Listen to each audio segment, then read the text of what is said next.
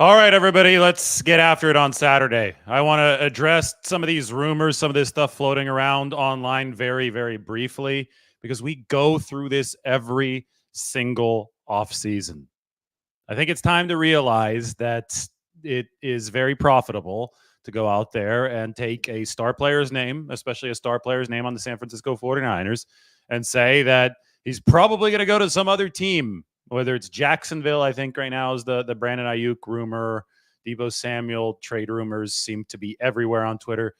Let's just look at the facts. First off, Brandon Aiyuk is under contract through 2024. Every single time that you see something, make sure that you realize that it's not Brandon Aiyuk's decision where he plays next year. He's under contract on the 5th-year option with the 49ers for 2024.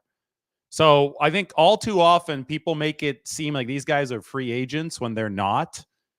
If you're under contract for a team in a particular season, that team ultimately has final say over what happens, right? That it's as simple as that. It's not any more complicated than that, but it's made out to be that complicated. So in the case of Brandon Aiyuk, he's under contract for what? $14.2 million. It's the 5th-year option. The 49ers obviously like Brandon Aiyuk on their football team. And I think one of the operative phrases that we can use right now is, how do the 49ers make their team better right now? Because when you consider any trade rumor or, anything that involves jettisoning one of these players, you have to realize that the 49ers are coming off of a Super Bowl loss, have been to the NFC Championship game or the Super Bowl in 4 of the past 5 seasons, and would really like to get over the hump. This was the number 1 offense in football this past year, and Brandon Aiyuk and Deebo Samuel, I think, both have great chemistry with Brock Purdy, but Brandon Aiyuk especially. So you look at this. Well, this is the 2023 roster. Let's go to the 2024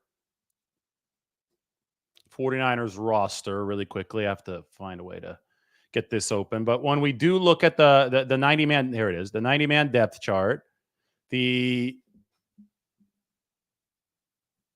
construction of this team, I think, is simple. You've got the defense overhauled. You have all the teal that represents the 49ers new players in this 2024 season that have come from other teams.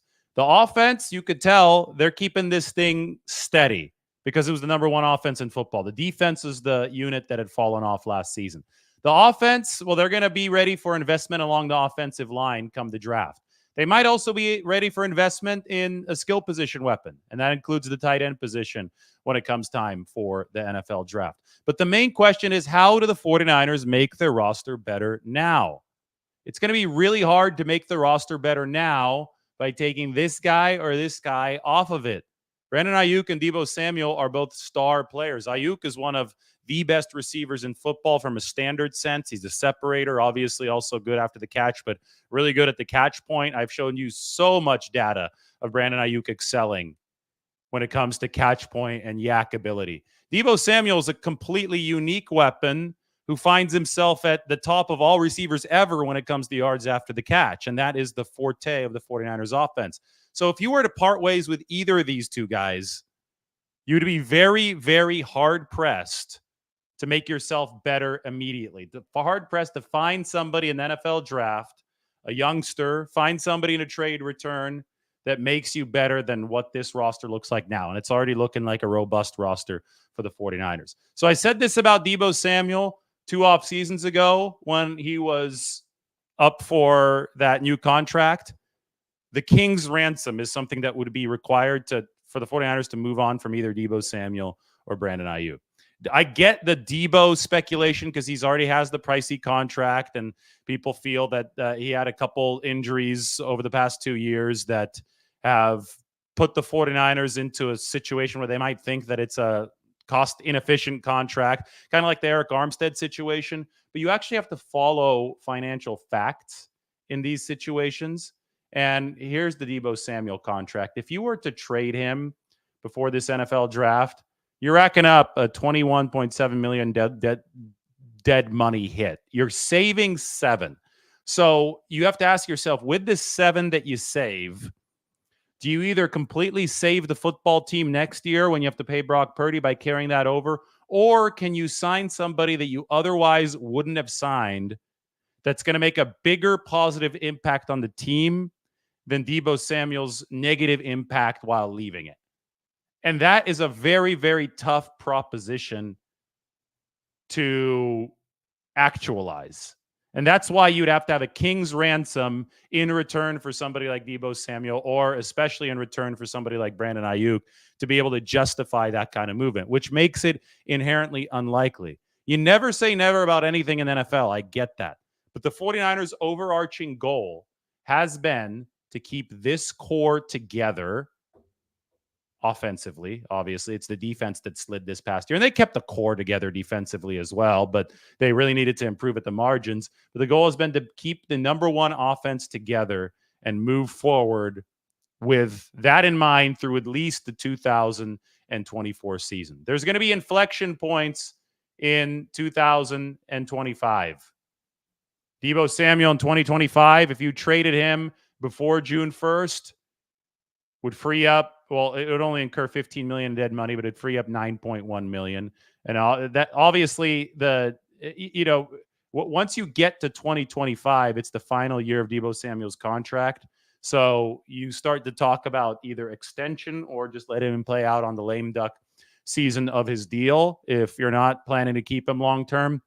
These are all decisions that the 49ers can collect data about in 2024 before deciding when to cross the bridge or how to cross the bridge in 2025.